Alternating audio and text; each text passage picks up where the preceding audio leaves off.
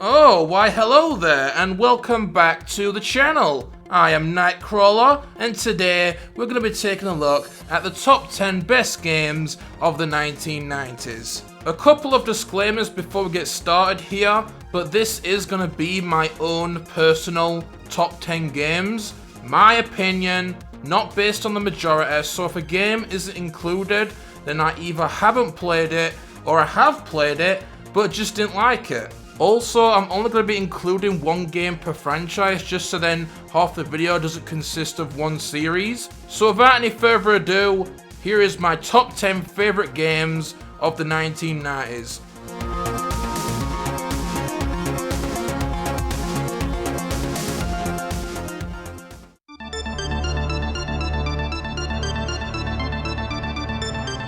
Super Castlevania IV. A series that I definitely have a love-hate relationship with. Actually, if I'm being completely honest, I fucking hate this series. Castlevania 1, complete garbage. Castlevania 2, complete garbage. Castlevania 3, complete garbage. These games are complete torture.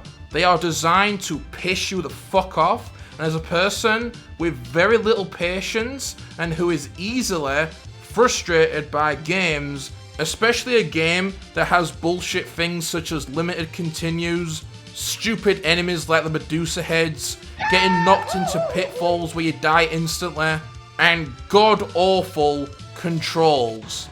But this game here, Super Castlevania IV, is easily the best game of the old school Castlevania games. It made a lot of improvements to the controls. The frustrations, while still there, are nowhere near as bad, and overall, it's just a lot more enjoyable than those first three games. You had the 8-way whip, which was a major improvement to the game, giving you a lot more versatility when combating the enemies. It had awesome visuals on the Super Nintendo, and a banger of a soundtrack. I know that Castlevania is considered a classic series in the retro genre, but I just can't stand these fucking games.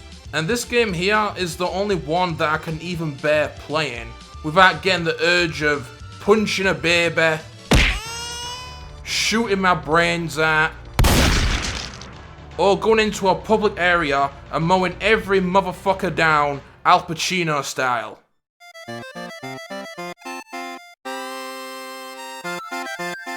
Donkey Kong Country. In my opinion, one of the best games on the Super Nintendo, an absolute classic platformer right here.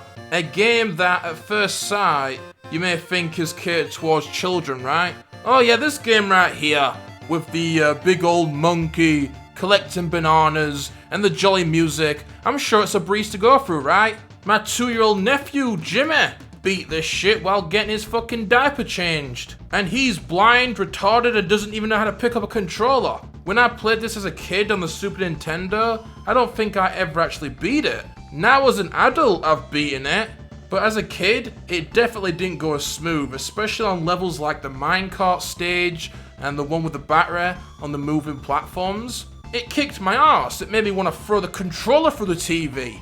Although I don't think you could with those little dinky Super Nintendo controllers, but you get the idea, okay? But childhood trauma aside, this is a classic Nintendo game. The controls are responsive and fluid. The graphics, even to this day, are absolutely gorgeous with colourful, detailed backgrounds.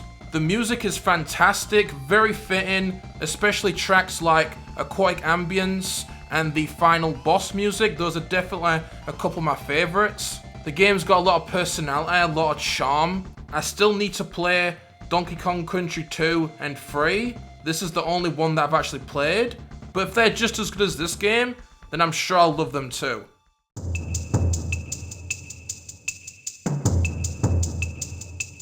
Turok.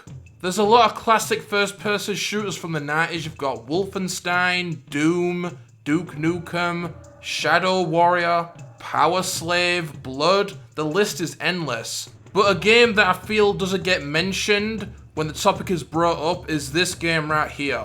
Maybe I'm mistaken, but this is a very underrated first-person shooter.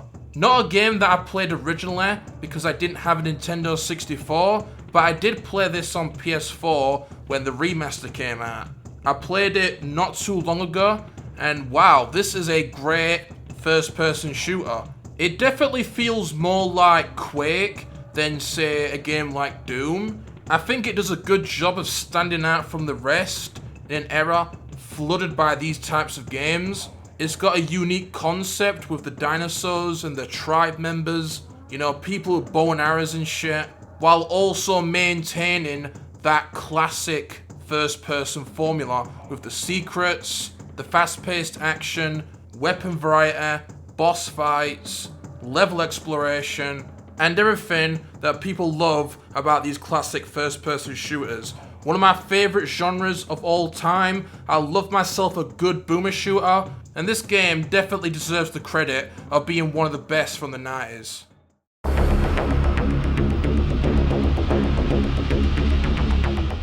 Quake 2. Highly regarded as one of the best first-person shooters of all time, and as someone that didn't play it until recently, I agree. This game is a fucking classic. It's got everything that I love about first-person shooters. Fast-paced action, a fuckload of weapons and enemies, level exploration, secrets, an awesome metal soundtrack, awesome blood and gore where enemies literally explode into several pieces. It is an absolute classic old-school boomer shooter and definitely one of the best in that category. All the positive things I could say, all the praise I could give has been done by countless people on YouTube. Every fan of this genre knows just how good this game is. It's a shame that I didn't play it until recently because growing up, I would have absolutely loved this game. This is right up my alley, a genre that I've loved for 2 decades at this point, ever since I was a young lad. I can't get enough of these amazing games. You can't beat a good old boomer shooter.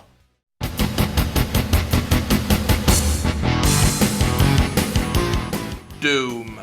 The first-person shooter I ever played right here on the PS1. Definitely not the best way to play it, but at the time, that's all I had. And what an experience it was. I think pretty much everybody's played this game, unless you're like 7 years old, playing Fortnite, or some fucking shit like that. Everybody's played this game. What is there to say about Doom? It is a motherfucking classic. Pretty much the grandfather of first-person shooters right here. I had a hard time picking between Doom 2 and this game, but just because of what this did for the genre, I decided to go with this instead. And they're both great. They're both equally awesome. So Doom 2, Doom 1, pick either one. They're both phenomenal. Thanks to Doom 1, still to this day, over 30 years later, we are getting awesome boomer shooters such as Proteus, Project Warlock, Dusk, the list goes on and on. That's how much of an impact that this game had on gaming. It was the start of an entire genre. It inspired countless series. It created millions of gamers. Even to this day, this game has a huge fan base with a awesome modding community. One of my favourite mods especially, Brutal Doom, is an absolute blast to play. If you like Doom, play Brutal Doom. It is one of the best gaming experiences I have ever experienced. It is just incredible. There's not enough words to describe just how fucking awesome that mod is.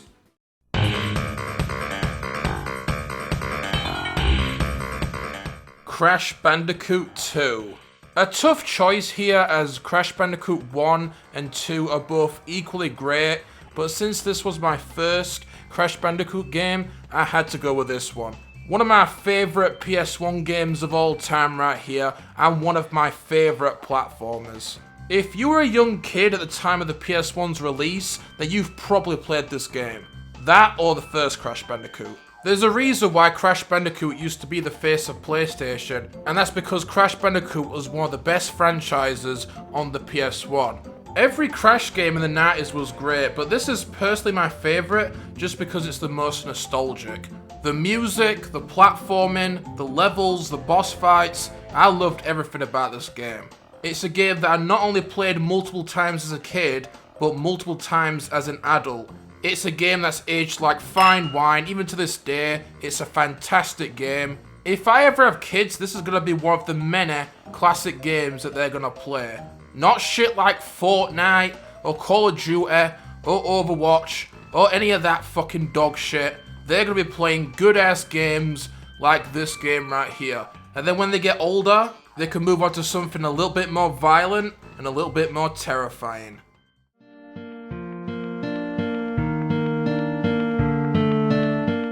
Silent Hill. This game right here is a true survival horror experience. Games nowadays, Outlast, Resident Evil, Amnesia, all of these forgettable garbage horror games that couldn't even scare a toddler have nothing on this game right here. This is how you do horror. Easily one of the most terrifying games I've ever played. Parts like the school and hospital is some of the scariest shit I've ever seen in a survival horror game. Everything about this game is absolutely phenomenal. The old school gritty PS1 graphics, the monster design, the music, the environments, the puzzles, the characters, the story, the level exploration. It terrified me, made me wonder what was next, made me eager for more when I had to turn the game off. Playing it made me feel like a kid, just how I felt when I played some of my favourite survival horror games back in the day. There's not a single game that I've ever played that I would call a 10 out of 10 masterpiece, but this game right here is damn near a masterpiece. It is that fucking good. If you're a fan of survival horror and you've never played this game, play it right now. You will not regret it.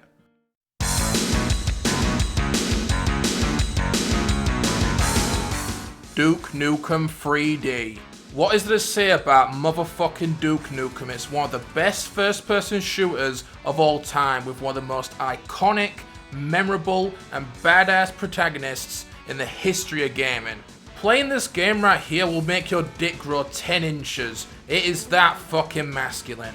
Awesome unique weapons, countless levels with great variety, with different environments. Thousands of iconic quotes delivered by the man himself as you tear through aliens and get back your chicks. It's not only one of my favourite first-person shooters of all time, but one of my favourite games of all time. And it's an absolute shame what happened to the series. Duke Nukem Forever was one of the most devastating downfalls of a series ever. We haven't seen a game since. It absolutely killed the franchise. The day that game came out, Duke Nukem had a noose wrapped around his neck and he was hung.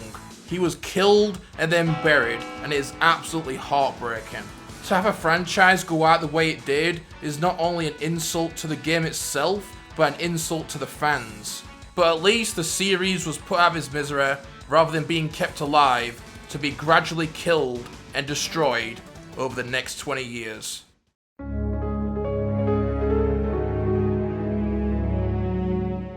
Resident Evil 2. And I'm talking about the real Resident Evil 2, because that remake that came out in 2019 is an absolute steaming pile of shit. That was a complete insult to this absolute classic survival horror game.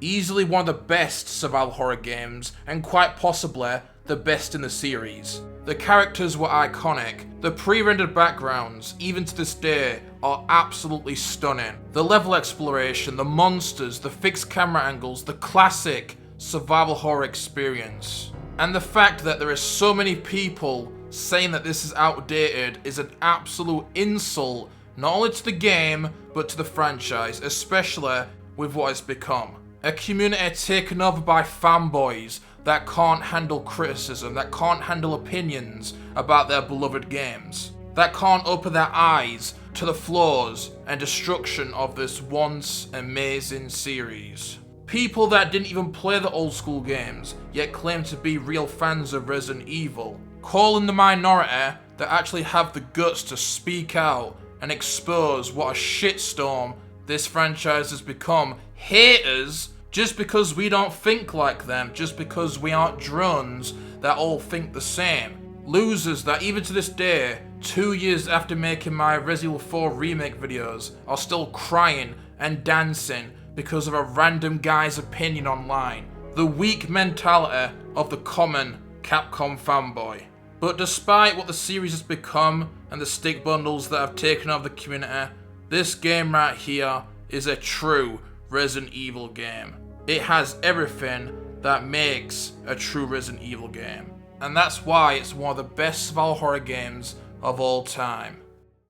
And before we get to my favourite game of the 90s, here are a few honourable mentions. Super Mario World, Street Fighter 2, Ultimate Mortal Kombat 3, Twisted Metal, Streets of Rage 2, Rayman, The House of the Dead, Tekken 3, Spyro the Dragon, Tony Hawk's Pro Skater.